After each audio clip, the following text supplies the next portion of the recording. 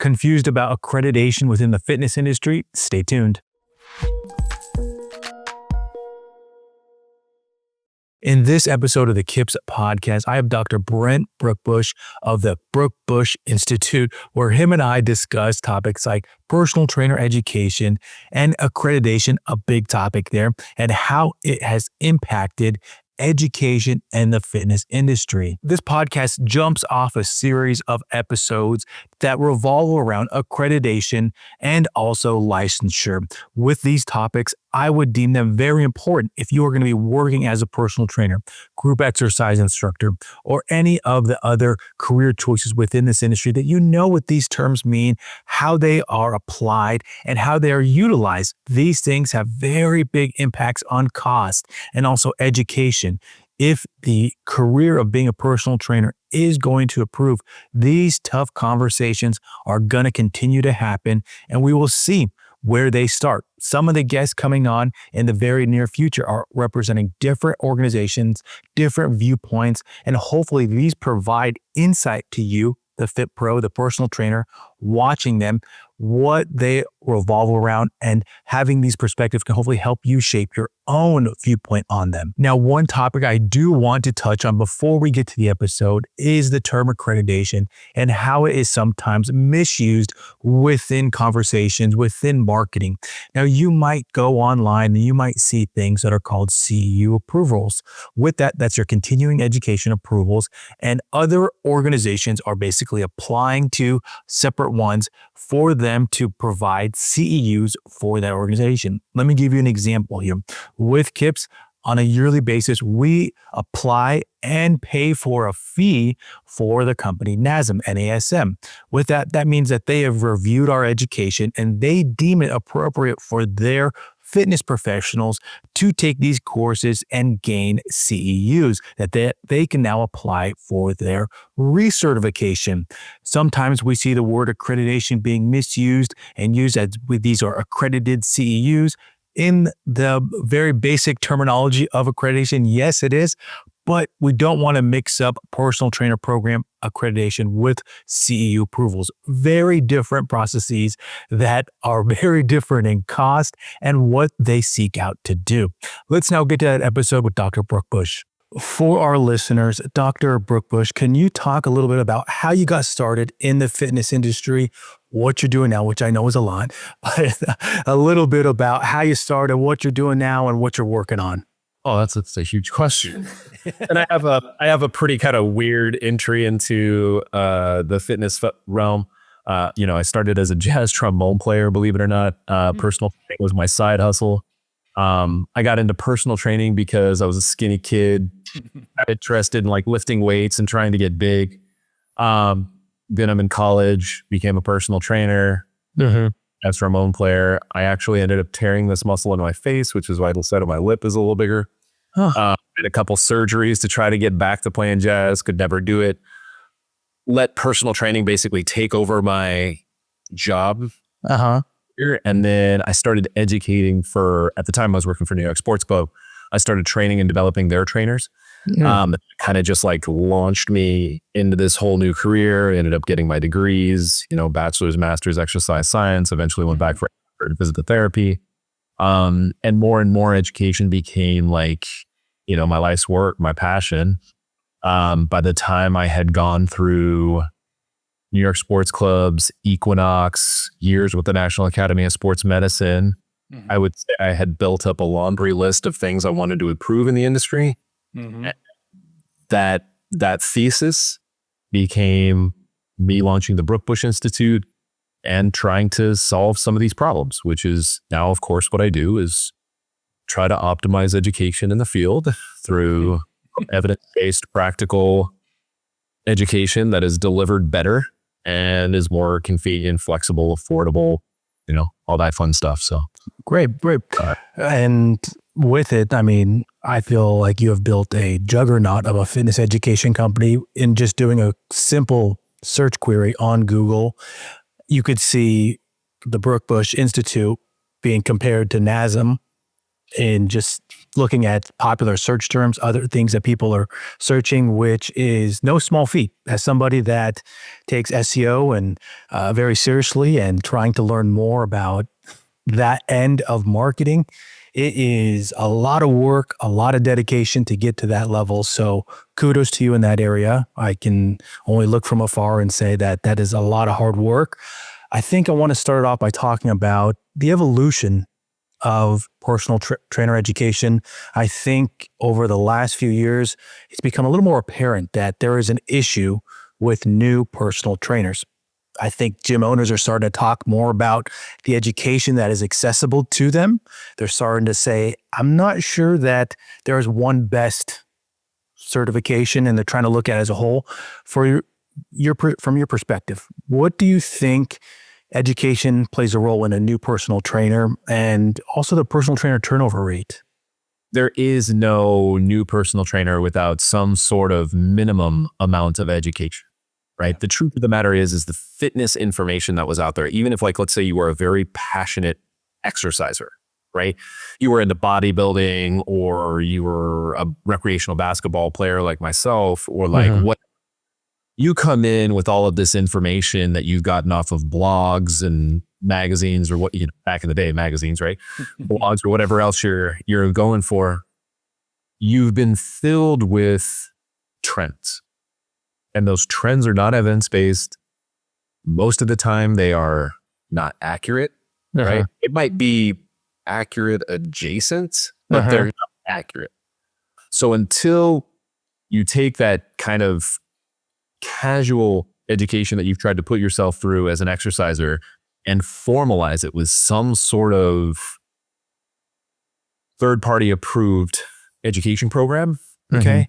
Like, you don't really have any education, right? And that's where, like, as a personal trainer, you are differentiating yourself from the guy or girl who walks into the gym and works out. Yeah. Right. You, at some point, formalized your education, cleaned up what was in here, right? Got rid of the lower abs, the toning, the spot reduction, the, you know, like all the myth and crap that just continues. I don't even know why are we still trying to work lower abs? Like, this has been debunked for decades, right? But it's still out there. Yeah. You know, until you get rid of all of that stuff and you kind of get like an understanding of like, okay, well, how do I write an optimal program, right? Like, what is optimal frequency? What is optimal sets per exercise, or, you know, whatever. Until you get there, you're not a personal trainer. You know? I like that. And I like you mentioning how people enter the industry. That is often a common thing searched. And I recently made a video basically reviewing a popular Reddit thread, how liking exercise is not a good reason to become a personal trainer. And often that is how a lot of people, how their story starts. I like fitness. I think I'm going to become a personal trainer.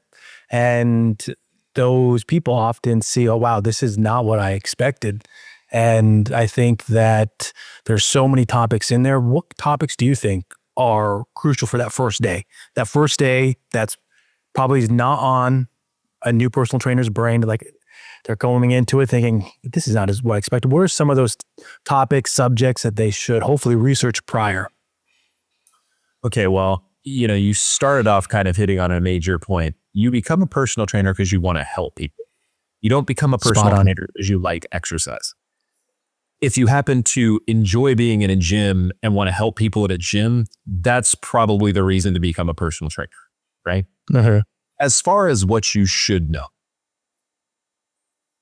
it's funny how young personal trainers want to go straight to the really advanced stuff, right? Like, everybody wants to train athletes, right?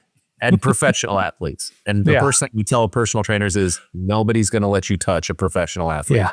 Number one, every trainer I know in a professional setting has a license in athletic training or physical therapy, because you can do both, right? We can train and we can rehab.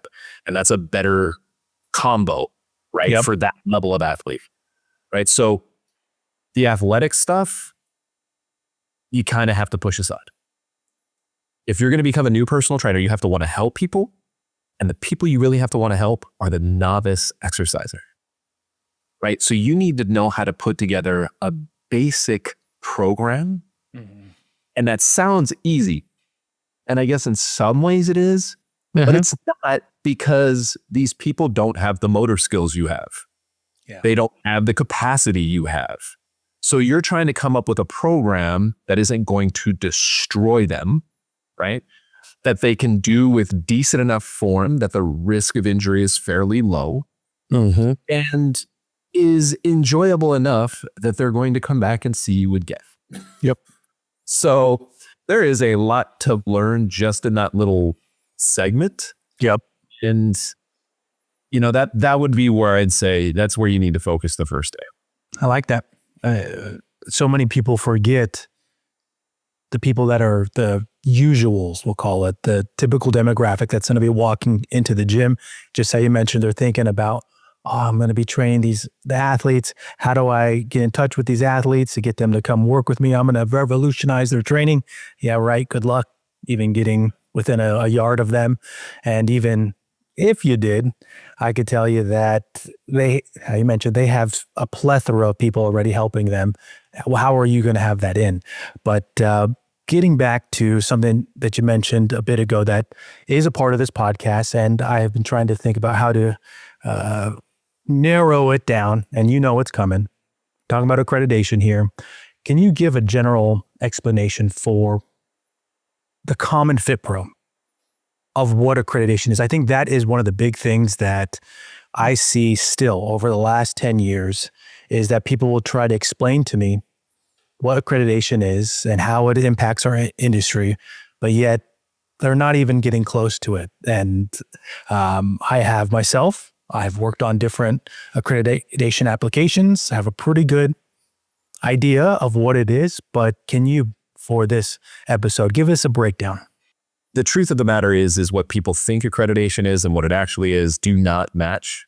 Nope. And I can even tell you that there's a certain amount of incongruence between what accreditors think they're doing and what they're actually doing. Okay. So the idea behind accreditation would be to ensure that there is a minimum standard, right, of quality. Yep. The unfortunate thing is most accrediting organizations are not basing that minimum standard on what you would think, right? There are very few accreditors and approvers that do any thorough review of content. There are almost none that expect content to be evidence-based, right? And when I say evidence-based, like I have said many, many times, we are the only comprehensively evidence-based education platform in the industry. That is a fact. And what do I mean? Not just backed by research, backed by all available research. You can't just cherry pick some freaking studies and throw them at the back of a chapter and think that you're evidence-based, right? To cherry pick studies to back up your content is just confirmation bias. That's all it is. That's not the scientific approach. What you're supposed to be doing is reviewing all evidence and then coming to conclusions. So that being said, that doesn't happen with accreditation. Save one, right? We got American Council of Education approved. We had a panel of college professors, a panel of our peers, actually go through all of our content and test. That was interesting. And they did a fairly good job of making sure that we were relatively evidence-based. Do they have the same standards we do? No. I mean, our standards are like here, but like they were like here where everybody else is like down here.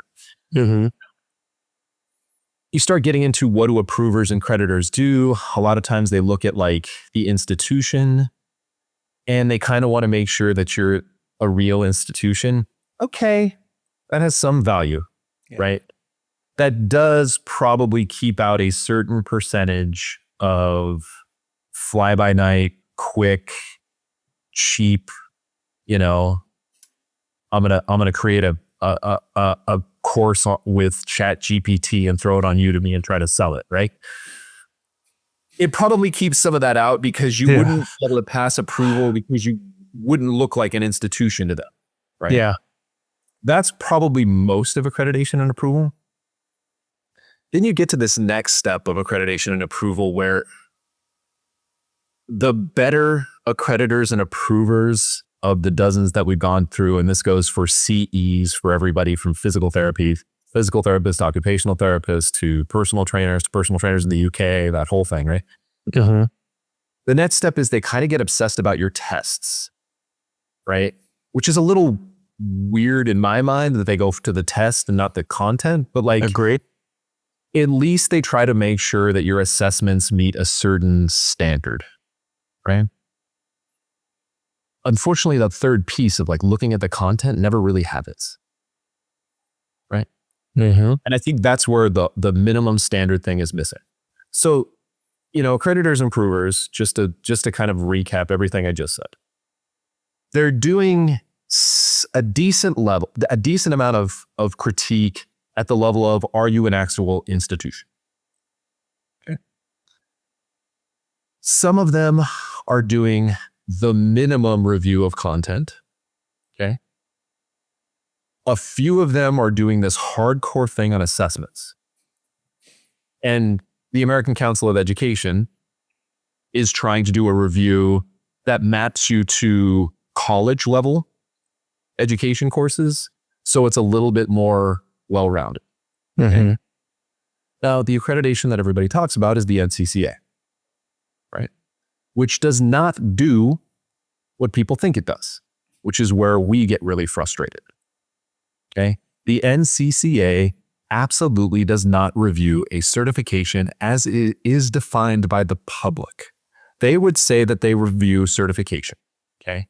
And by certification, they mean, did you pass an exam that is representative of your profession? Okay? That's what they mean by certification.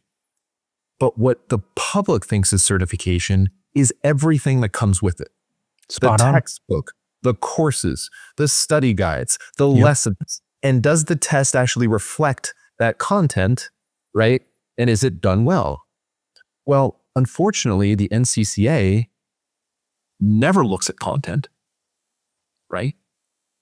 And then they try to separate the exam creation process from the education process with the idea of creating a fair exam, which I'll explain in a second. But in our industry, that doesn't work because each organization has its own exam, okay? So rather than creating a more fair exam by creating a new panel of experts that are going to create this exam, you separate the best educators you have from exam development, have to pull in external SMEs, right, subject matter experts, and you end up creating this exam that's like tangentially correlated with this education program over here, and probably written by people who are professionals in the field but not professional educators, which means it's very hard to control the quality of your exam. Yep. Okay. Why did I just say all this? Because people think that NCCA accreditation means that the certification program, the company, has reached some new high-level standard of quality. They have not done that. What they've actually done is prove to you that they're big enough to go through a six-figure process that is incredibly burdensome from an administration standpoint to create some weird exam that, like I said, tangentially matches their subject matter. Now, to give the NCCA a little credit, the NCCA was not designed for this. What the NCCA was actually designed for would be to create an industry exam, okay? In other words, all of the personal training certifications out there that we call certifications, not what they call certification, what we call certifications, right, would be contributing to one exam. If that were true, then you would want to pull SMEs from all of the different certifications who were not actually involved in the education creation process, because that would bias this exam that's supposed to be an industry standard. By the way, that we come up with a job, an exam blueprint for the NCCA is you actually have to do a job task analysis. And then you have to do a job task analysis survey. And again, this stuff has nothing to do with education over here, right? Once you go through those two things, you're stuck with whatever blueprint was produced. And it can be really weird and biased. I'm not going to lie. Yep. Like you get a couple SMEs on your panel that are like obsessed with something like assessment or obsessed with something like risk. And you can end up with a lot of very weird questions. Okay. So I know this is getting kind of long. It's a complicated process. It's a lot. So the NCCA would be a wonderful thing in our industry if the industry itself had one exam, right? There was a CPT certification exam that you could take, Brookbush Institute, NASM, ACE, ISSA, whoever, right? And it would prepare you for this very general minimum what we would call an exam for a minimally qualified candidate, right? So if the NCCA did that, great. But since each one of us are creating our own exam, including soon to be the Brookbush Institute, we hope, right? We're going through the process now. Hopefully we pass our application this next time around. We failed the first time because it's a convoluted process, right? But with that being said, like with all of us creating our own exams, like the whole thing doesn't make any sense, right? NCCA doesn't tell you anything about the quality of the content in the National Academy of Sports Medicine or the Brookbush Institute or ISSA or ACE or, NESTA or any STA, right? Or any of the other NCCA accredited certifications. All it's basically telling you is these people went through a very large, expensive process. Yeah. Yeah. I wish more people would go down the road of the American Council of Education like we did, because I think we would see a little bit more honesty in the quality of the content. I think you pointed out a lot of common threads. One of them being that a lot of fitness educators that I know, it's the same thing. The issue is with not viewing the content, not looking at the education that's provided, how it was created, the resources that were used inside each chapter, and how this then goes towards the exam that hopefully that they would be, you would think in theory, you would want them to be a part of the exam development, knowing that here is what we believe tests a student in order to be ready to be a personal trainer. You would think that, and usually when you explain it to somebody that says, oh, accreditation is important, everybody needs to have accredited certification. Well, do you know what accreditation is? And then when you explain that to them, you know that accreditation, the most popular one in our industry, does not look at the content.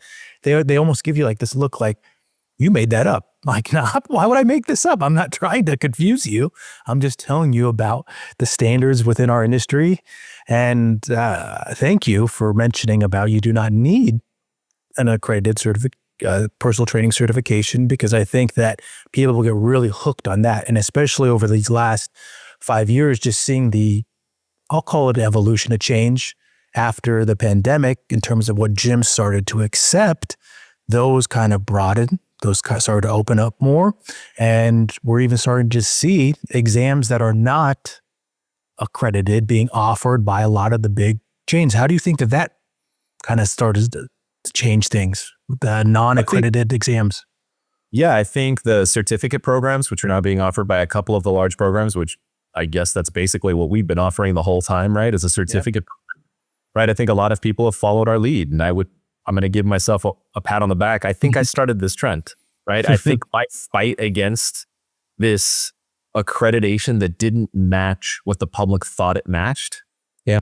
We started this whole thing of like, no. I think third-party approval is important, which is why we tried to find the replacement in the American Council of Education, right? Okay.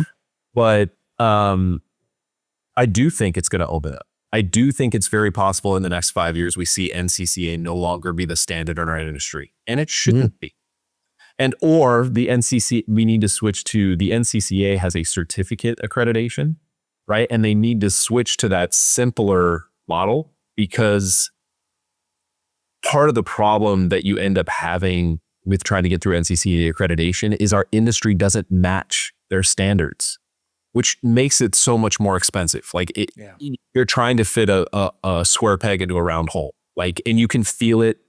The auditors can feel it. The judges can feel it. And we all push ourselves through it over and over again. This whole thing started with I've had the opportunity to talk to a lot of people as I've gone through this process and obviously fought against the accreditation as it is right now, looking for something better. This all started with a lawsuit years and years and years ago where a trainer killed somebody. Now, that it had to do with a supplement that is no longer on the market, right? Like it wasn't just a workout thing. But the whole idea with the certification that NCCA offers is that they're trying to make sure that the exam that somebody passed to become minimally qualified was validated by the profession itself, right? So you could always look back and be like, oh, a panel of experts and a survey said that this information was important to a personal trainer and they were tested on it and they passed that exam, right? Like trying to put all these links together so that if you end up getting sued, you have some sort of defense. And when I say getting sued, I'm talking about educators or large gym chains, not the personal trainer. It ends up that argument no longer really holds water. Like personal trainers obviously don't have access to this thing that's no longer on the market. Personal trainers don't kill people very often. Like horrible things happen, and this accreditation is not going to help. And I think the laws and the way lawsuits have gone, which is usually a settlement if somebody gets hurt, has gone. It just kind of made this accreditation. You had mentioned the word earlier where it's just like, it's kind of outdated. It's like this big, heavy process that doesn't do what it intends to do anymore. Yeah. Or maybe it does, but it's just not necessary. Damn. It'd be like, yeah. I think, this is the issue that I had back when I was working on these types of applications, was that in theory, the job task analysis should be shared amongst all education companies. Here is the parameters that we have set, that if somebody is to enter the fitness industry, here is what they should be able to meet. Now go make your education. I think that is in theory what they were trying to implement, but that's not. As you will see, as you mentioned, there's a different exam for each organization. And on there are questions specific to that organization, that only that one organization it would come from. And I'm not which is a little weird, right? That doesn't, like I know, for example, like the OPT model shows up on the NASM exam. You're like, that's minimally qualified candidate information. Like that's company specific information. Spot on. And that's a little weird. And maybe it doesn't show up there now. I don't want to be caught, like I'm defaming NASM. Disclaimer. And for the record, I think NASM should have the ability to test on the OPT model. Like that is their model, right? Yeah. For better or worse, right? I'm not giving an opinion on the OPT model, but just as like ACE has their IFT model, ACSN has their risk stratification. Like all of these things are like, these kind of like little training models. Yeah. Yeah. That they're known for. But yeah, when you try to say then that is a standard test though for CPTs, that's where things get weird. Yeah. Right. Yeah, I agree. I agree with you. I think we need to find our way out of this or find our way towards a single exam. Right. And I think the way we're going to pitch it at the Brookbush Institute, getting back, actually, let me go back a step. I agree with you that job task analysis should be public. But the way the things are now, companies actually try to hide as much of this information as they can so that other organizations can't copy them because it's become a barrier to entry to the fitness certification industry. A quick break in this video. If you are needing CEUs, make sure that you head to the link that's in the description where you can find all our online courses that have pre-approvals with NASM, ISSA, ACE, AFA, NCSF, and with NESTA.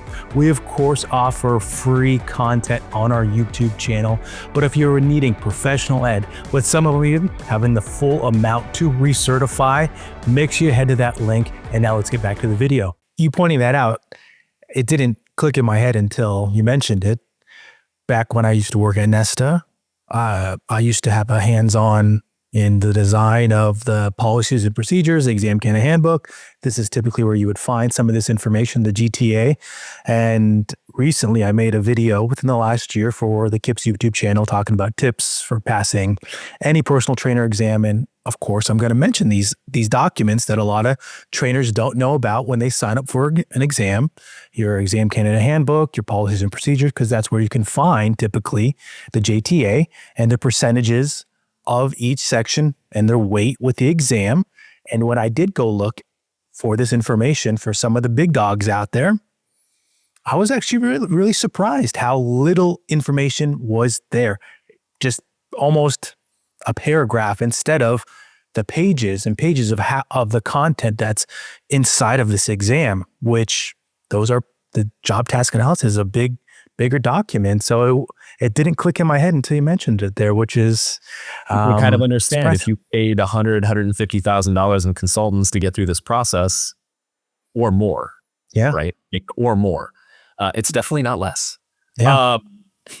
You probably don't want to make that information public. I get the business side of it, right? Like I have to put my CEO hat on every day, right? Like obviously I have ideals and education is my life's work. And all I want is, optimal outcomes based on evidence-based models, right? Like, yes, I want it, but on the same token, I do have to think about money. I have employees. I have growth targets. I have, you either grow or die as a business owner. Like this is how it is. Not to mention one of the things that's special about the Brookbush Institute, sorry to toot our own horn, but we tried to get rid of the summative final exam, right? Because it's basically cram and forget learning. So what we tried to replace it with is iterative exams. Okay? So you're going to take, a 5 to 15 question multiple choice exam at the end of every 1 to 4 hour course. And as you build up credits, right, you're working towards your certification or certificate in this case, right? And at the end of those credits that you take with us, which is about 50 hours of study, right? You get your certification or certificate in this case, right? I only have to say that. By the way, everybody else would call it a certification, but once you get NCCA accredited, you have to call that the certification and then change the name of your other stuff, which I also do not think is fair or potentially legal, that they're forcing you to change the name of another product on your agenda. Yep. Whatever. I've been there. So, yep. Yeah, you know what I'm talking about. I do.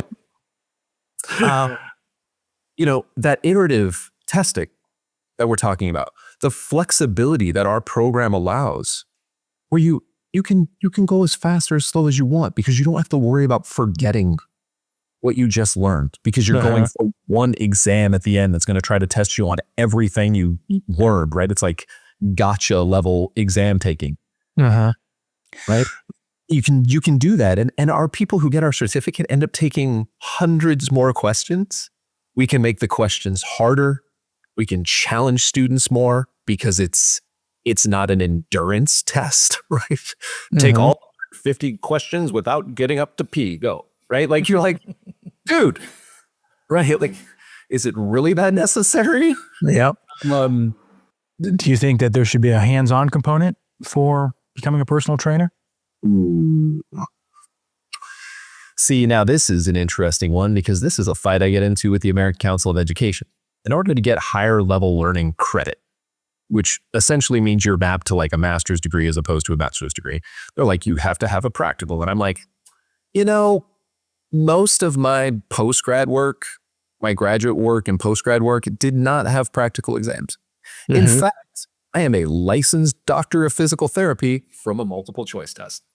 Right? The licensure exam is a multiple choice test. Yeah. So, with that being said, I think you can test practical knowledge through multiple choice questions. And multiple choice questions have a couple of really, really big advantages. Okay. Number one, you can use something called psychometrics to ensure that your questions are fair, right? And psychometrics is just the statistics around the amount of people who pass a question, the amount of people who don't pass a question. Is the people who pass that question correlated with people who pass the exam? Are the people who fail that question correlated with people who fail the exam? Are they picking distractors, which are the different options you get? Are they picking distractors equally? In other words, we use all this math to ensure that there's no bias in the exam. Number two, I guess, would be that you don't have a grader who could be biased themselves biasing the exam, right? And number three, obviously I can automate all of this and make it infinitely scalable, which of course reduces the cost to students. Yeah. Now, let's get to practical exam. I'm a physical therapist. Did I have practical exams? Of course. I had classes on manual therapy and modalities and all sorts of weird stuff, right? Some of it being really weird stuff. But anyway, that's school for you. But do practical exams have advantages? Yes, but they have two ginormous disadvantages.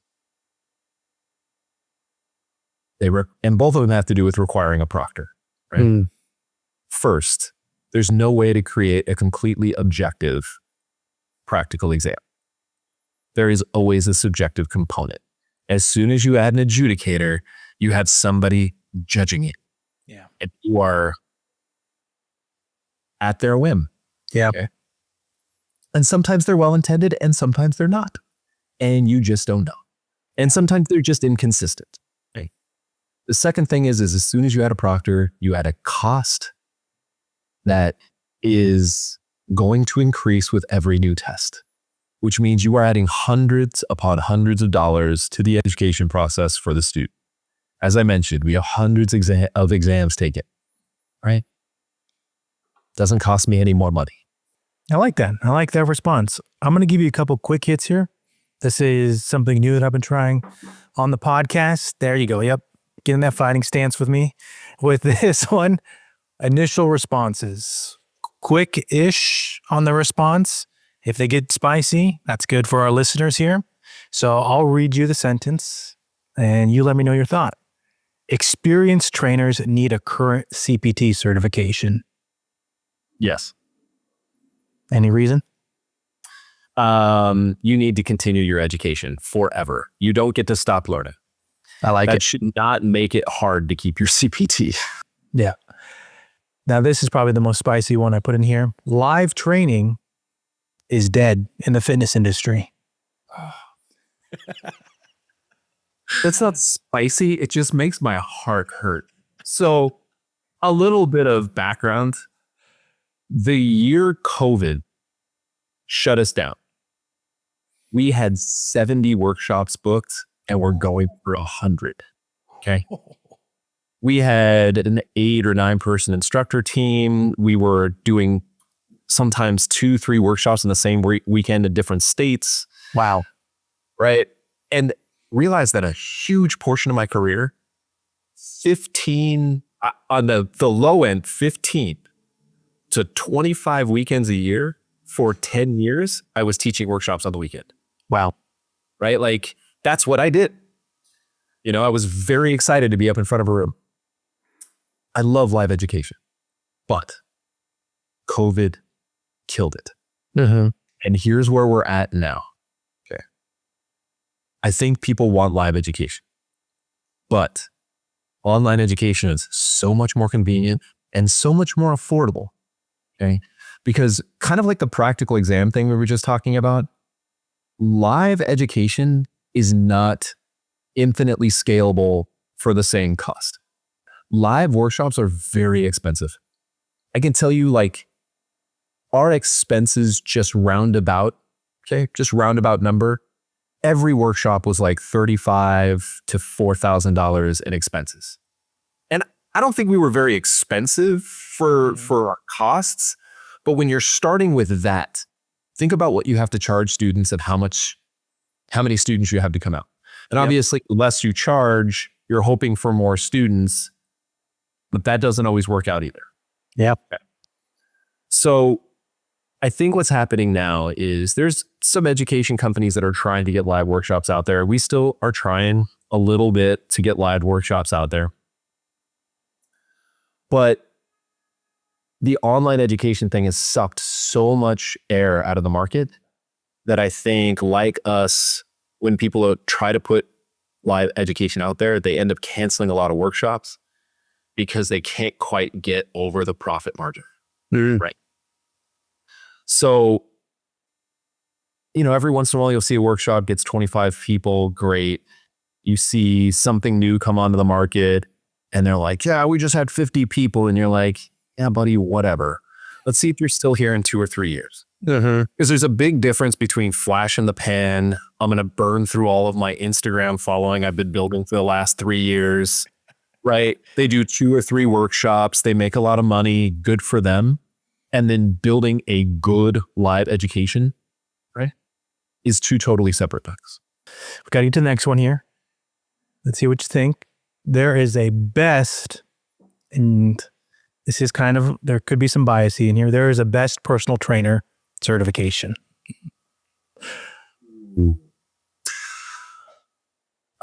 Yes, I mean, I'm obviously going to be biased, but let me. I can't answer this one super short, but here's what I'm going to say. There is a best possible training method. That best possible training method would be the method that results in the highest expected value. The highest expected value would be the largest effect size most reliably. Okay. This is I actually wrote this mathematical proof for physical therapy. It applies just as well to personal training, right? The way to get to that highest expected value, right, or outcome driven, is literally what this is. Outcome driven approach is by creating a model that is built from the best possible evidence for each of the acute variables that you can modify. This is combining information theory, research, right, and outcome-driven principles, right? So is there a best possible approach? Well, the one that is driving towards what I just talked about is the best possible approach. That is the reason why the Brookbush Institute does what it does, right? Is because we want best possible outcomes. It's very interesting because we get, it's social media. So people are like, oh, you're biased. It's like, my only bias is towards best possible outcomes. Yeah. I don't care about anything else. So if you told me tomorrow, I know I just kind of like jabbed at kettlebells, and please nobody take me too harshly in kettlebells. I know people like them, and if it keeps you in the gym, I'm all for it. Okay. But like, I can tell you this absolutely 100% honestly. If you showed me a large body of research that showed that kettlebell swings was the best thing for vertical jump, I would be teaching kettlebell swings tomorrow. I have literally no care towards what I'm teaching outside of, does it contribute to highest expected value, right? Which is highest effect size most reliably. Right? There is a best approach. You're either working for it or you're not. I dig it. We're going to get to the podcast takeaway here as we wrap up this episode. A lot of information, I think, for personal trainers that are in the industry, that they need to know this stuff. If you are working as a personal trainer in the fitness industry, you should know about these standards that impact your industry as a whole. And yet I would put it, I can't say 99. I'm going to say in the 90s though. 90% of personal trainers do not know the conversation that we had about accreditation, how it's developed, why it's here. And that is, I think, generous. Me saying 90%. Do I think it's higher? Yes. But let's get to the podcast takeaway here.